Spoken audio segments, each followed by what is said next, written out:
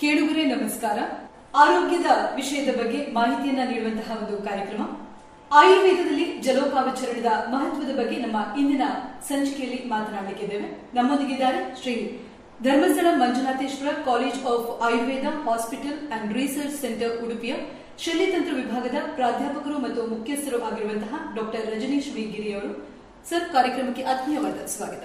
Doctor, ಜಲೋಕಾವಚರಣ ಎಂದರೇನು? Medical science ದೇವರು, ಆಯುರ್ವೇದ ದೇವರು ಧನ್ವಂತರಿ ಕ್ಷೀರಸಾಗರ ಮತನ ಆದಾಗ ಅವರು ಉದ್ಭವ ಆಗುವಾಗ ಒಂದು ಕೈಯಲ್ಲಿ ಅಮೃತ, ಒಂದು ಕೈಯಲ್ಲಿ ಆಯುರ್ವೇದ ಸಸ್ಯಗಳು ಮತ್ತು ಇನ್ನೊಂದು ಕೈಯಲ್ಲಿ ಜಲೋಕ ಹಿಡ್ಕೊಂಡು ಪ್ರತ್ಯಕ್ಷರಾದರು ಅಂತ ಒಂದು ಕತೆ ಇದೆ. ಈ ಜಲೋಕ ಹಾಗಾಗಿ ನಮ್ಮ ಆಯುರ್ವೇದದಲ್ಲಿ ಬಹಳ ಮುಖ್ಯವಾದ ಒಂದು ಚಿಕಿತ್ಸೆ.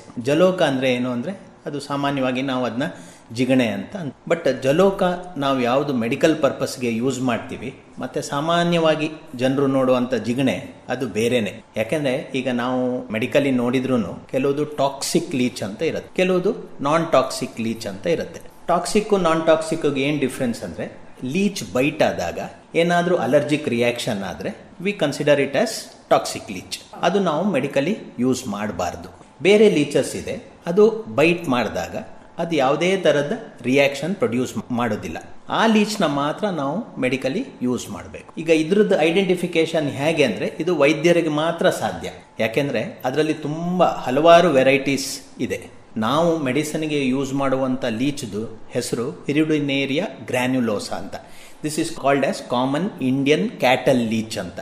ಕ್ಯಾಟಲ್ ಲೀಚ್ ಅಂದ್ರೆ ಸಾಮಾನ್ಯವಾಗಿ ಈ ದನಗಳು ಕೆರೆಗೆ ಹೋದಾಗ ಅದ್ರ ಮೈಗೆ ಈ ಲೀಚ್ಗಳು ಹಿಡ್ಕೊಳ್ಳುತ್ತೆ.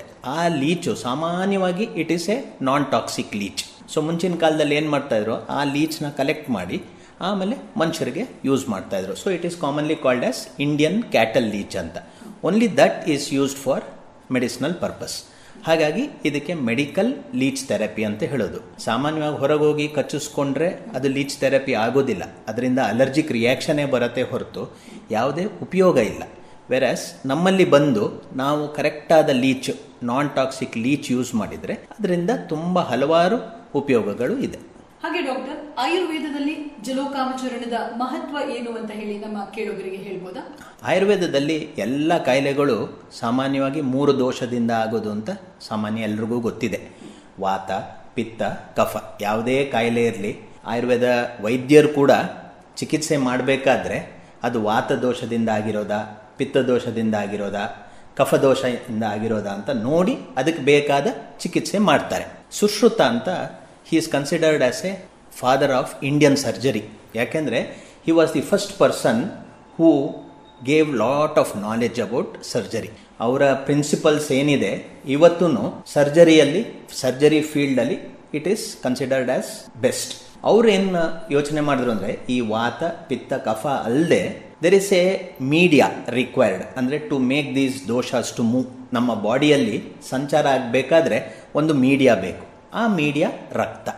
ಹಾಗಾಗಿ ವಾತ, ಪಿತ್ತ, ಕಫ ಇದರ ಚಿಕಿತ್ಸೆ ಅಲ್ಲದೆ ಆ ಮೀಡಿಯಾ ರಕ್ತನು ಚಿಕಿತ್ಸೆ ಮಾಡಬೇಕು. ಹಾಗಾಗಿ ಸುಶ್ರುತ ರಕ್ತನ ಚತುರ್ಥ ದೋಷ ಅಥವಾ 4ನೇ ದೋಷ ಅಂತ ಕನ್ಸಿಡರ್ ಮಾಡಿ ಅದಕ್ಕೆ ಕೆಲವು ಟ್ರೀಟ್ಮೆಂಟ್ಸ್ ಹೇಳಿದ್ದಾರೆ. ಹಾಗಾಗಿ ಸುಶ್ರುತನ್ ಪ್ರಿನ್ಸಿಪಲ್ಸ್ ಅಥವಾ ಆಯುರ್ವೇದ ಪ್ರಿನ್ಸಿಪಲ್ಸ್ ಏನು ಅಂದ್ರೆ, ಯಾವುದೇ ಕಾಯಿಲೆ ಬಂದಾಗ ರಕ್ತನೂ ಟ್ರೀಟ್ ಮಾಡಬೇಕು, ಪ್ಲಸ್ ಕಾಯಿಲೆ ಬರ್ದೇ ಇರೋ ಹಾಗೆ ಪ್ರಿವೆಂಟ್ ಮಾಡಬೇಕಾದ್ರೂ ಈ ರಕ್ತ ದೋಷ ಏನಿದೆ ಅದರ ಚಿಕಿತ್ಸೆ ಸಮಯಕ್ಕೆ ತಕ್ಕಂತೆ ಆಗ್ತಾ ಇರಬೇಕು, ಕಾಲವಾಗಿ ಆಗ್ತಾ ಇರಬೇಕು. ಹಾಗಾಗಿ ಸುಶ್ರುತ ಸಶಸ್ತ್ರ ಚಿಕಿತ್ಸೆ, ಅಶಸ್ತ್ರ ರಕ್ತ ಮೋಕ್ಷಣ ಅಂತ 2 ಹೇಳಿದ್ದಾರೆ. ಅಂದ್ರೆ ಕೆಲವು ವಿಧಾನದಲ್ಲಿ ಶಸ್ತ್ರಗಳನ್ನ ಯೂಸ್ ಮಾಡ್ತಾರೆ, ಕೆಲವು ವಿಧಾನಗಳಲ್ಲಿ ಯಾವುದೇ ಶಸ್ತ್ರಗಳನ್ನ ಉಪಯೋಗಿಸೋದಿಲ್ಲ. ಈ ಥರ 2 ವೆರೈಟಿ ಯಾಕೆ ಕೊಟ್ಟರು ಅಂದ್ರೆ, ಸಾಮಾನ್ಯವಾಗಿ ನೀವು ನೋಡಿರ್ಬೋದು ಕೆಲವು ಜನರಿಗೆ ಈ ಆಪರೇಷನ್ ಅಂದ್ರೆ ಬಹಳ ಹೆದರಿಕೆ. ಅವರಿಗೆ ಕತ್ತಿ ಏನಾದ್ರು ತೋರಿಸಿದ ತಕ್ಷಣಕ್ಕೆ ತಲೆ ಸುತ್ತು ಬರೋದು, ಹೆದರಿಕೆ ಆಗೋದು, ಇಂಥದ್ದು ಜಾಸ್ತಿ. ಅವರಿಗೆ ನಾವು ಸುಕುಮಾರರು ಅಂತ ಹೇಳ್ತೀವಿ.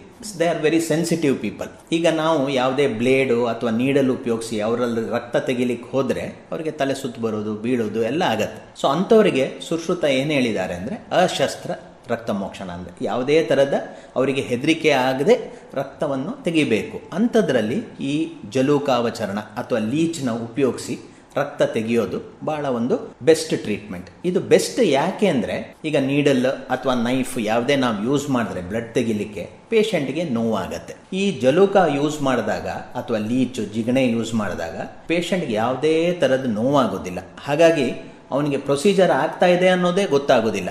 ಆರಾಮಾಗಿ ಪೇಷಂಟ್ ಮಲ್ಕೊಂಡಿರ್ತಾನೆ, ಟ್ರೀಟ್ಮೆಂಟ್ ಆಗೋಗುತ್ತೆ.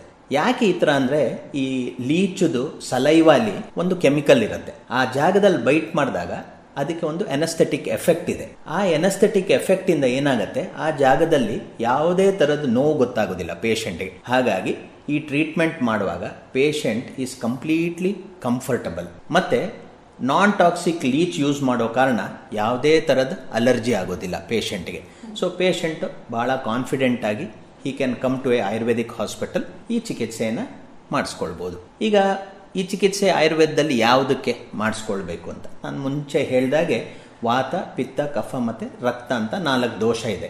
ಯಾವುದೇ ಕಾಯಿಲೆಗಳು, ಫಾರ್ ಎಕ್ಸಾಂಪಲ್ ಸ್ಕಿನ್ ಡಿಸೀಸಸ್ಗಳು, ಕೆಲವ್ರಿಗೆ ಈ ಕೆಂಪು ಅರ್ಟಿಕೇರಿಯಾ ಅಂತೀವಿ, ದಂಧೆಗಳ ಥರ ಕೆಂಪು ಪ್ಯಾಚಸ್ ಬರುತ್ತೆ, ಅದು ಪಿತ್ತದಿಂದ ಬರುವಂಥದ್ದು ಅಂತ.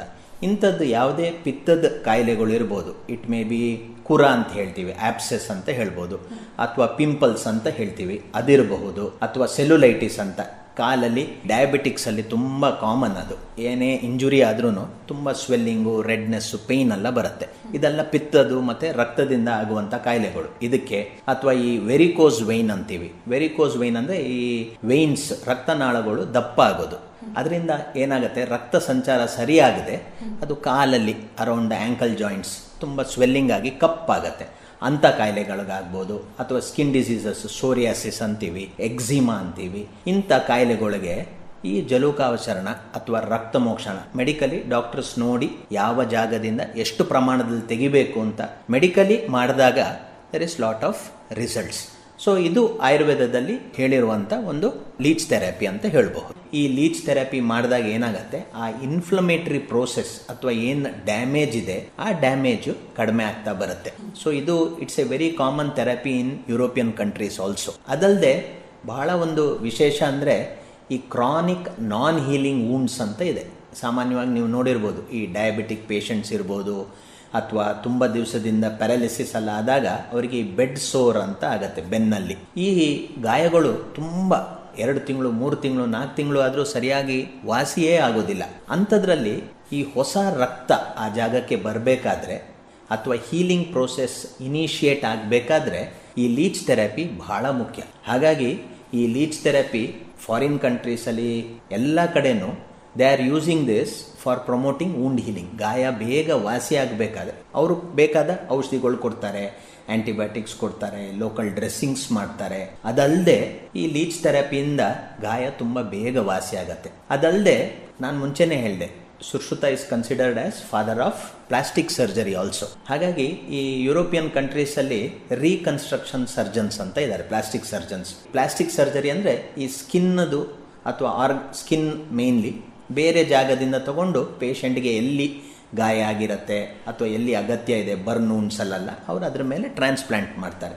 ಟ್ರಾನ್ಸ್ಪ್ಲಾಂಟ್ ಮಾಡಿದಾಗ ಅಲ್ಲಿ ಒಂದು ರಿಯಾಕ್ಷನ್ ಆಗಿ ಸ್ವೆಲ್ಲಿಂಗ್ ಆಗತ್ತೆ, ಎಡಿಮಾ ಅಂತೀವಿ. ಈ ಎಡಿಮಾ ಆದಾಗ ಅಲ್ಲಿ ಇನ್ಫೆಕ್ಷನ್ ಆಗಿ ಆ ಸ್ಕಿನ್ನ ಏನು ಗ್ರಾಫ್ಟ್ ಮಾಡಿರ್ತಾರೆ ಆ ಜಾಗಕ್ಕೆ ಅದನ್ನ ರಿಜೆಕ್ಟ್ ಆಗೋ ಚಾನ್ಸಸ್ ಇರುತ್ತೆ. ಸೊ ಅಂಥ ಜಾಗದಲ್ಲಿ ಆಪರೇಷನ್ ಮಾಡಿದ ಮೇಲೆ ಈ ಲೀಚ್ ಥೆರಪಿ ಮಾಡಿದರೆ ಆ ಸ್ವೆಲ್ಲಿಂಗ್ ಏನಿದೆ, ಇನ್ಫೆಕ್ಷನ್ ಏನಿದೆ ಅದು ಕಂಟ್ರೋಲ್ ಆಗುತ್ತೆ. ಯಾಕೆಂದರೆ ಲೀಚದು ಸಲೈವಾಲಿ there are certain chemicals which prevent the growth of micro organisms. ಹಾಗಾಗಿ ಮಾಡರ್ನ್ ಸೈನ್ಸಲ್ಲೂ ತುಂಬ ಈ ಲೀಚ್ ಥೆರಪಿನ ಉಪಯೋಗಿಸ್ತಾ ಇದ್ದಾರೆ. ಬರೀ ಆಯುರ್ವೇದದಲ್ಲಿ ಮಾತ್ರ ಅಲ್ಲ, ಆಯುರ್ವೇದದಲ್ಲಂತೂ ಇದ್ದೇ ಇದೆ.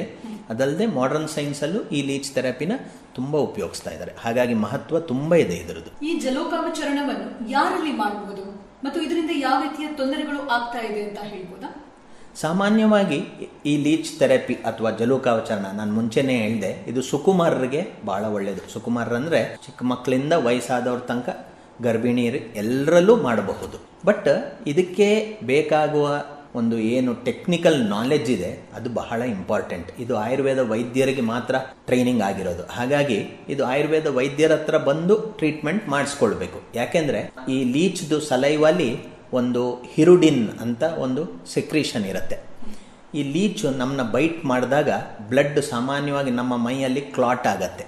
ಈ ಹಿರುಡಿನ್ ಅದು ಸೆಕ್ರೀಟ್ ಮಾಡಿದಾಗ ಬ್ಲಡ್ ಕ್ಲಾಟ್ ಆಗೋದಿಲ್ಲ. ಹಾಗಾಗಿ ಅದಕ್ಕೆ ಯಥೇಚ್ಛವಾಗಿ ಆ ರಕ್ತನ ಕುಡಿಲಿಕ್ಕೆ ಆಗತ್ತೆ. ಯಾರಿಗೆ ಈ ಕ್ಲಾಟಿಂಗ್ ಪ್ರಾಬ್ಲಮ್ ಇರುತ್ತೆ ಪೇಷಂಟಿಗೆ, ಅಂಥವರಿಗೆ ಲೀಚ್ ಥೆರಪಿ ಮಾಡಿದರೆ ಪ್ರಾಬ್ಲಮ್ ಆಗೋ ಚಾನ್ಸಸ್ ಜಾಸ್ತಿ. ಅದರಲ್ಲಿ ಅಂಥ ಪೇಷಂಟಲ್ಲಿ ಉಪಯೋಗ ಆಗೋದಕ್ಕಿಂತ ತೊಂದರೆಗಳಾಗೋದೇ ಹೆಚ್ಚು. ಹಾಗಾಗಿ ವೈದ್ಯರು ಈ ಚಿಕಿತ್ಸೆ ಮಾಡೋಕ್ಕಿಂತ ಮುಂಚೆ ಪೇಷಂಟ್ಗೆ ಅಂಥ ಕ್ಲಾಟಿಂಗ್ ಪ್ರಾಬ್ಲಮ್ಸ್ ಇದೆಯಾ ನೋಡಬೇಕಾಗತ್ತೆ. ಅದಲ್ಲದೆ ಕೆಲವು ಪೇಷಂಟ್ಸು ಈ ಹಾರ್ಟ್ ಪ್ರಾಬ್ಲಮ್ ಪೇಷಂಟ್ಸ್ ಇರ್ಬೋದು, ಅಥವಾ ಬ್ಲಾಕ್ಸ್, ಈ ರಕ್ತನಾಳಗಳಲ್ಲಿ ಬ್ಲಾಕ್ ಇದ್ದವರಿಗೆ ಈ ಕೆಲವು ಬ್ಲಡ್ ಥಿನ್ನಿಂಗ್ ಏಜೆಂಟ್ಸ್ ಅಂತ, ಈ ಕೋಸ್ಪ್ರಿನ್ ಅಂತೆಲ್ಲ ಟ್ಯಾಬ್ಲೆಟ್ ಕೊಟ್ಟಿರ್ತಾರೆ. ಅಂಥವ್ರಲ್ಲಿ ಏನಾಗುತ್ತೆ, ಈ ಲೀಚ್ ಟ್ರೀಟ್ಮೆಂಟ್ ಮಾಡಿದಾಗ ಲೀಚ್ ಟ್ರೀಟ್ಮೆಂಟಿಂದ ಬ್ಲೀಡಿಂಗ್ ಆಗತ್ತೆ ನಾ ಹೇಳ್ದಂಗೆ. ಸೊ ಅಂಥವರಲ್ಲಿ ಬ್ಲಡ್ ಥಿನ್ನಿಂಗ್ ಏಜೆಂಟ್ ಆಲ್ರೆಡಿ ಇರುವ ಕಾರಣ ಅಂಥವ್ರಲ್ಲಿ ಬ್ಲಡ್ ಕ್ಲಾಟೇ ಆಗೋದಿಲ್ಲ. ಹಾಗಾಗಿ ಅಂಥವರಿಗೆ ನಾವು ಲೀಚ್ ಥೆರಪಿ ಮಾಡಬಾರ್ದು. ಸೊ ಇದೆಲ್ಲ ಡಾಕ್ಟ್ರಿಗೆ ಗೊತ್ತಿರೋದು ಮಾತ್ರ, ಸುಮ್ಮನೆ ಪೇಷಂಟ್ ಅವರಾಗೆ ಮಾಡ್ಕೊಳ್ಳೋಕ್ಕೆ ಆಗೋದಿಲ್ಲ ಇದು. ಪ್ಲಸ್ ಕೆಲವರಿಗೆ ಅಲರ್ಜಿಕ್ ರಿಯಾಕ್ಷನ್ ಇರುತ್ತೆ. ಈಗ ಯಾವುದೇ ಸಾಮಾನ್ಯವಾಗಿ ಆ್ಯಂಟ್ ಬೈಟ್ ಇರ್ಬೋದು ಅಥವಾ ಮಸ್ಕಿಟೋ ಬೈಟ್ ಇರ್ಬೋದು, ಇಂಥದ್ದು ಯಾವುದೇ ಬೈಟ್ ಆದರೂ ನೋಡ್ಬೋದು, ಕೆಲವರಿಗೆ ಏನೂ ರಿಯಾಕ್ಷನ್ ಆಗಲ್ಲ, ಕೆಲವರಿಗೆ ತುಂಬ ರಿಯಾಕ್ಷನ್ ಆಗುತ್ತೆ. ಅಂಥ ಪೇಷಂಟ್ಸ್ಗೆ ನಾವು ಲೀಚ್ ಥೆರಪಿ ಮಾಡಿದಾಗ ಸಿಕ್ಕಾಪಟ್ಟೆ ಅಲರ್ಜಿ ಆಗುತ್ತೆ. ಅದರಿಂದ ಕೆಲವರಿಗೆ ಜ್ವರ ಬರೋದು, ಕೆಲವರಿಗೆ ಅನ್ಕಾನ್ಷಿಯಸ್ ಆಗೋದು, ಇಂಥದ್ದೆಲ್ಲ ಪ್ರಾಬ್ಲಮ್ ಇರುತ್ತೆ. ಸೊ ಈ leech therapy though it is very safe, ಯಾರಿಗೂ ತೊಂದರೆ ಮಾಡೋದಿಲ್ಲ, but there are certain contraindications. ಯಾವುದೇ ಥೆರಪಿ ಅಡ್ವಾಂಟೇಜಸ್ಸು ಇರುತ್ತೆ, ಅದರ ಜೊತೆ ಡಿಸ್ಅಡ್ವಾಂಟೇಜು ಇರುತ್ತೆ. ಸೊ ಪೇಷಂಟು ತಾನಾಗಿ ಈ ಥೆರಪಿ ಮಾಡ್ಕೊಳ್ಬಾರ್ದು. ಡಾಕ್ಟರ್ ಹತ್ರ, ಸೂಕ್ತ ವೈದ್ಯರ ಹತ್ರ, ಈಗ ನಮ್ಮ SDM ಆಯುರ್ವೇದ ಆಸ್ಪತ್ರೆಯಲ್ಲಿ ಶಲ್ಯತಂತ್ರ ವಿಭಾಗದಲ್ಲಿ ನಾವೆಲ್ಲರೂ ಸ್ಪೆಷಲಿಸ್ಟ್ ಇದರಲ್ಲಿ. ಸೊ ನಮ್ಮ ಹತ್ರ ಬಂದು ಅವರ ಕಾಯಿಲೆಗಳಿಗೆ ನೋಡಿಕೊಂಡು ಟ್ರೀಟ್ಮೆಂಟ್ ಮಾಡಿಸ್ಕೊಂಡ್ರೆ ಅವರಿಗೆ ತುಂಬ ರಿಸಲ್ಟ್ಸ್ ಬರುತ್ತೆ. ಮೆಡಿಕೇಷನ್ ಬೇಕಾಗತ್ತೆ, ಮೆಡಿಕೇಷನ್ ಜೊತೆ ಈ ಜಲೋಕವಚನ ಮಾಡಿದಾಗ the time required for medication ಮತ್ತು ಆ ಮೆಡಿಸನ್ದು ಎಫೆಕ್ಟ್ ಏನಿರುತ್ತೆ ಅದು ಹೆಚ್ಚಾಗತ್ತೆ. ಪೇಷಂಟ್ಸ್ಗೆ ಪ್ರಾಬ್ಲಮ್ಸ್ ಇಂದ ಬೇಗ ರಿಲೀಫ್ ಬರುತ್ತೆ. ಹಾಗಾಗಿ ಈ ಜಲೋಕವಚನ ಏನಿದೆ ಇದು ಪೇಷಂಟ್ಸ್ ತುಂಬ ಅದನ್ನ ಉಪಯೋಗಿಸ್ಕೊಳ್ಬೇಕು. ಆ ಥೆರಪಿನ ಉಪಯೋಗಿಸ್ಕೊಂಡು ಔಷಧಿ ಮೇಲೆ ರಿಲಯನ್ಸ್ ಅಂದರೆ ಡಿಪೆಂಡೆಂಟ್ ಆಗುವಂಥದ್ದಲ್ಲ ಇದಿದೆ, ಅದು ಕಡಿಮೆ ಮಾಡ್ಕೊಳ್ತಾ ಬರಬೇಕು. ನಾನು ಜನರಲ್ಲಿ ಏನು ಕೇಳ್ಕೊಳ್ಳೋದು ಅಂದರೆ, ಈ ಲೀಚ್ ಥೆರಪಿ ಬಹಳ ಎಫೆಕ್ಟಿವ್ ಥೆರಪಿ, ಕೆಲವರಿಗೆ ಗೊತ್ತಿಲ್ಲ ಇದ್ರ ಬಗ್ಗೆ. ಹಾಗಾಗಿ ಹತ್ರದ ವೈದ್ಯರ ಹತ್ರ ಹೋಗ್ಬೇಕು, ಆಯುರ್ವೇದ ವೈದ್ಯರ ಅಥವಾ ನಮ್ಮ ಸಂಸ್ಥೆಗೆ ಬಂದರೆ ನಾವು ಅವರಿಗೆ ಈ ಲೀಚ್ ಥೆರಪಿ ಯಾವುದಕ್ಕೆ ಯೂಸ್ ಆಗತ್ತೆ, ಅದರಿಂದ ಏನು ಲಾಭ ಇದೆ, ಯಾರು ಮಾಡಿಸ್ಕೊಳ್ಬೋದು, ಇದನ್ನ ನಾವು ಕರೆಕ್ಟಾಗಿ ಹೇಳಿ ಅವರಿಗೆ ಒಳ್ಳೆ ರಿಸಲ್ಟ್ಸ್ ಕೊಡೋ ಥರ ನಾವು ಮಾಡಿಕೊಡ್ತೀವಿ.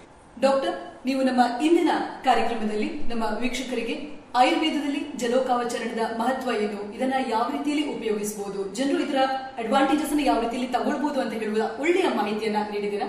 ಕಾರ್ಯಕ್ರಮದಲ್ಲಿ ಭಾಗವಹಿಸಿದ್ದಕ್ಕಾಗಿ ನಿಮಗೆ